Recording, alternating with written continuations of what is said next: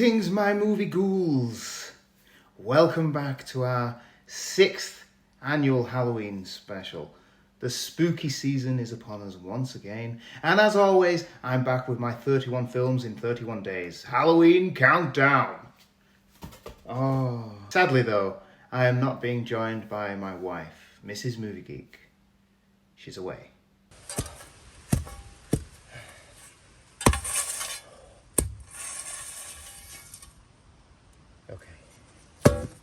But never fear, I am here to talk through some of the films I A, haven't seen, or B, have seen, but haven't talked about yet. The first one is one that I'd never seen before, but have read the book. Well, I audibled the book, and Mrs. Movie Geek would tell me that I hadn't read the book, but I did enjoy it. So we're here to talk about Salem's Lot. Stephen King, the best-selling author of Carrie and The Shining, takes you on a startling journey to Salem's Lot. Miniseries from 1979, directed by Tobe Hooper, starring David Soul, Bonnie Bedelia, Lance Kerwin, and my favourite, James Mason. Your faith versus my faith. You can't defeat the master. Anyway.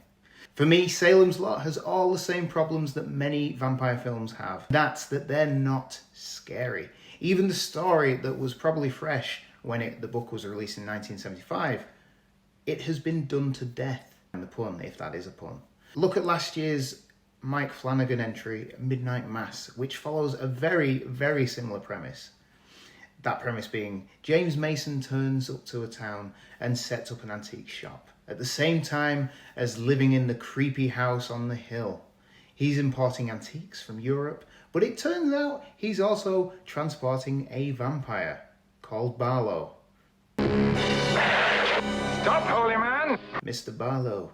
The townspeople are then starting to drop like flies, with their bodies exsanguinated. The local police and coroner are not able to figure out what is happening. But there's another new addition. Ben Mears, a successful author from the town who has returned to write a book about the spooky house on the hill. He, along with his old high school teacher, come to the obvious conclusion that it's vampires. All hell breaks loose as Barlow the vampire continues killing and turning the townspeople.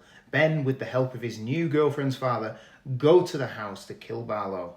And spoilers, they succeed, but at a cost. Look at him!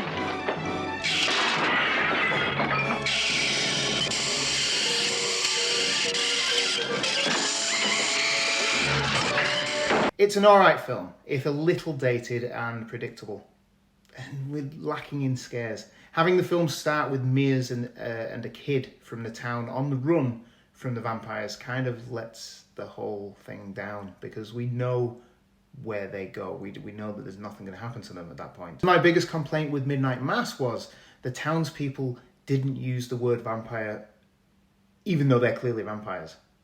I felt this worked in a completely opposite way in Salem's Lot. They came to the vampire conclusion a little too quickly, having the school teacher have a book on vampires. Also, it must be a trope of the time that you can just meet someone and end up in bed with them. See The Fog for a similar story. But I did enjoy watching this. It was entertaining, if a little slow.